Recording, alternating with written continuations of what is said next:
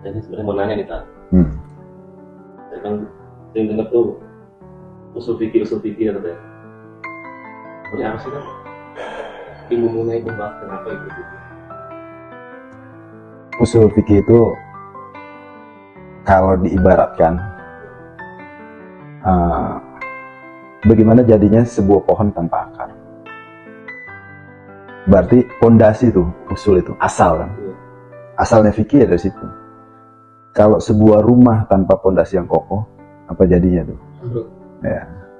Maka ulama usul fikih itu ada statement, ada ungkapan, man jahila asla lam yusbidil far'a abada. Siapa yang tidak pernah tahu, siapa yang tidak tahu, bahasanya itu jahil tuh, bodoh. Siapa yang bodoh terhadap asal, maka dia tidak akan menemukan cabangnya untuk selamanya.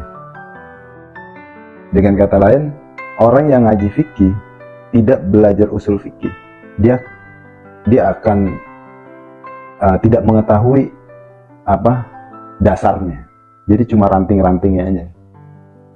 Maka kalau sebuah pohon jeruk itu, pohonnya ya itulah asalnya. Nah, buahnya ya itu yang dipakai tuh. Kalau jeruk ada yang dipakai buat jus, jeruk apa? Limo ya, jeruk limo dipakai buat sambal. Nah, itu buahnya itu ya fikih itu. Jadi dasarnya itu bahwa usul fikih itu sebagai sumber asal pengambilan dasar-dasar hukum dari Quran dan hadis. Nah, kemudian kaidah-kaidah usul fikih itu terkait dengan nasah mansuh. Ada ayat-ayat yang dinasah, diganti dengan ayat yang dimansuh, yang menggantikan posisinya. Ada taksis, mengkhususkan satu lafaz yang umum dalam Quran, seperti ya ayuhan nas, itu kepada semua manusia, maka itu lafaz umum dalam Quran. Berarti kalau lafaz umum, semua yang namanya manusia disebut itu kena tuh. Nah, kalau ada berarti lafaz umum, ada khos, lafaz yang khusus. Yang khusus itu jelas, ya ayyuhalladzina amanu, berarti itu hanya khusus kepada yang punya iman aja. Jadi yang kafir itu tidak hai. Tidak masuk. Iya kan, hai orang-orang yang beriman.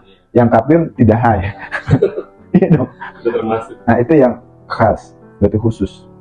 Di Quran banyak kita temuin ya. Lafaz yang umum, lafaz yang khusus. Kemudian ada posisi hadis sunnah ya. As-sunnah itu fungsinya pertama dia bisa mentaksis kalimat-kalimat yang umum dalam Quran, berarti masih mengandung pengertian yang universal. Itu bisa menjadi jelas dari sunnah, dari sebuah hadis. Hadis juga kan terbagi tiga. Ada ucapan, ada fi'liyah, ada perbuatan, ada takririyah, ikrar, penetapan, penguatan, pengakuan. Ada kemudian kaidah ijma, kias. Itu dari usul fikih dasarnya. Kemudian sekarang ada ijma yang menentukan satu hukum, ada kias yang mencari kesamaan dalam satu kejadian. Itu kan kias begitu. Jadi intinya pelajaran usul fikih itu terkait dengan bidang-bidang ilmu tadi. Buahnya ya fikih yang dipakai sebagai syariat tuh. Buahnya jadi mengetahui di mana lafaz umum dalam Quran, di mana lafaz yang khusus dalam Quran. Buahnya kita tahu mana sunnah yang bisa kita pakai, mana sunnah yang nggak bisa kita pakai. Ada tuh contoh sunnah yang berlaku umum, ada sunnah kauliyah, ucapan, misalnya inna a'malu binniyat, bahwa segala perbuatan itu tergantung niatnya. Itu ucapan. Kalau ucapan itu berarti umum tuh, semua aktivitas ibadah, ya puasa pakai niat, sholat pakai niat, ya zakat kita pakai niat. Ada sunnah fi'liyah, perbuatan yang kagak bisa kita ikutin, karena bisa jadi tuh nanti kalau pulang perjalanan dari mana-mana itu beliau sholat, itu tidak bisa dihukumi bahwa oh kalau begitu kita kalau dari mana-mana harus sholat. Nggak bisa perbuatan. Pertama kita nggak tahu Nabi sholat apa. Iya. Ya, sholat tahiyat masjid kah? Sholat duha kah? Atau sholat sunnah-sunnah yang lain, kita nggak tahu. Sunnah takririyah itu, ikrar itu, ada satu perbuatan sahabat yang Nabi kuatkan.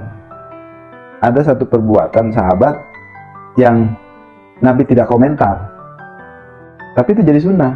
Karena kalau itu mengandung kemudaratan dan kesesatan, pasti Nabi bantah.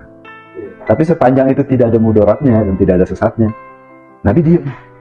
Atau Nabi menyepakati.